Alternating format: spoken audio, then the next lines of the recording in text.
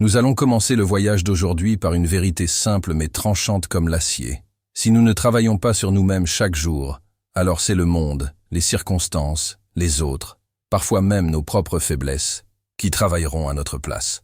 Et ce travail-là ne vise pas notre élévation. Il vise notre soumission.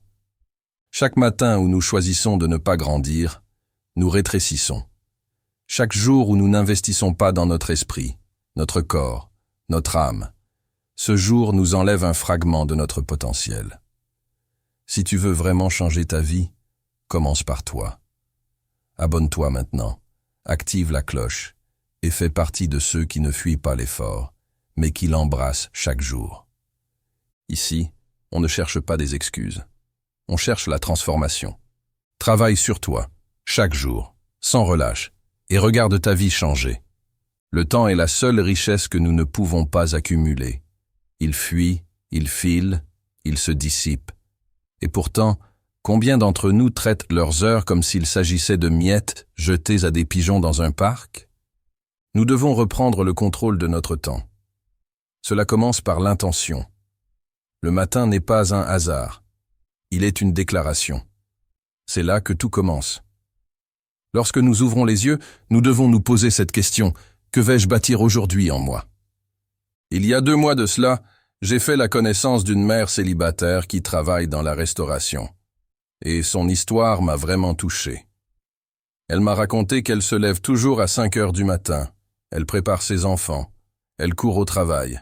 Et elle rentre tard du travail, la plupart du temps. Et pourtant, elle a décidé de se réserver 30 minutes par jour pour lire, méditer et écrire ses pensées.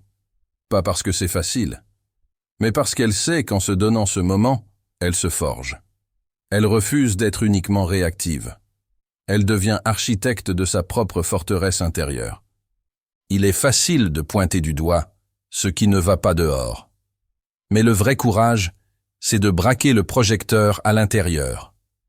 Sommes-nous vraiment disciplinés? Avons-nous cette patience que nous exigeons des autres? Sommes-nous cohérents entre ce que nous disons et ce que nous faisons?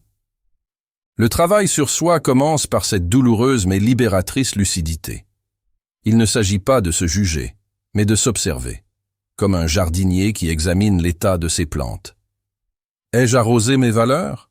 Ai-je laissé pousser les mauvaises herbes de la colère, de l'envie, de la paresse? Regardons Paul, un cadre supérieur à qui tout réussissait. En apparence, il avait la belle voiture, les dîners d'affaires, les voyages. Mais à l'intérieur, un vide.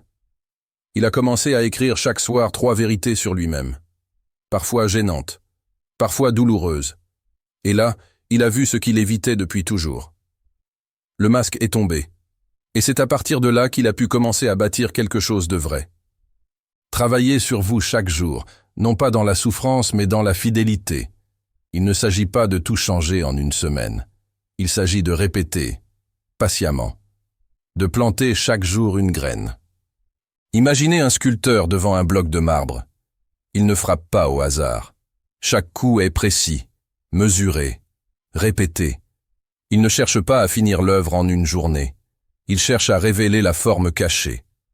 C'est ce que nous faisons chaque fois que nous méditons, que nous lisons un livre nourrissant, que nous refusons une distraction inutile, que nous choisissons le silence au lieu de la colère. Le développement personnel n'est pas qu'un exercice solitaire. Il est aussi collectif.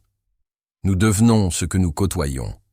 Les idées que nous laissons entrer sont comme des graines dans notre terre intérieure.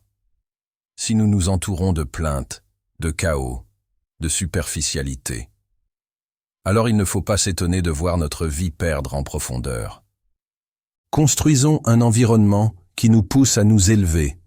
Cela peut être des livres, des conversations, des podcasts, des lieux, ou même une simple citation affichée sur notre miroir. Aujourd'hui, on veut tout de suite. Les résultats rapides, les transformations immédiates. Mais le vrai travail, celui qui transforme vraiment, est lent. Il suit un rythme organique. Un chêne ne pousse pas en un jour. Une relation saine ne se construit pas en une semaine. Une paix intérieure ne s'atteint pas en regardant 3 vidéos motivantes. Regardons nos ancêtres. Ils savaient attendre. Ils savaient cultiver. Nous avons perdu cela. Mais nous pouvons le retrouver. Il n'y a pas de progression sans rechute. Pas d'élévation sans chute. Nous allons échouer. Parfois nous manquerons notre réveil.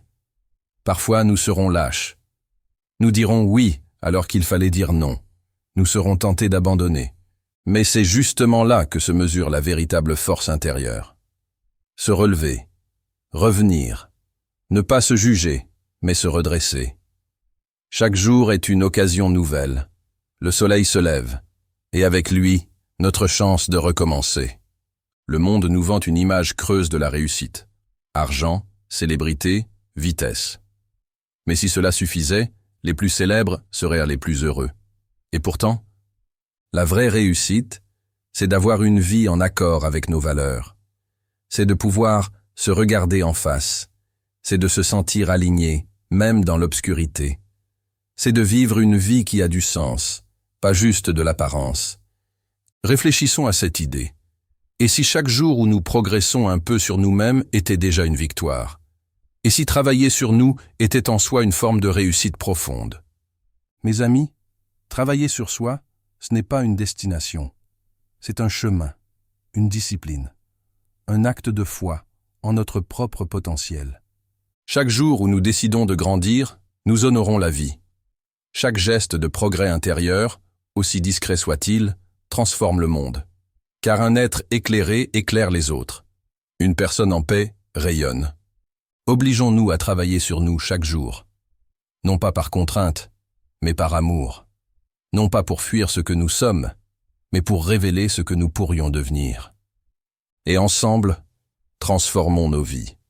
Pas demain, pas quand ce sera plus facile, mais maintenant, aujourd'hui. Car c'est dans le présent que naissent les lendemains qui nous élèveront. Nous sommes les bâtisseurs de notre propre légende. Ne l'oublions jamais.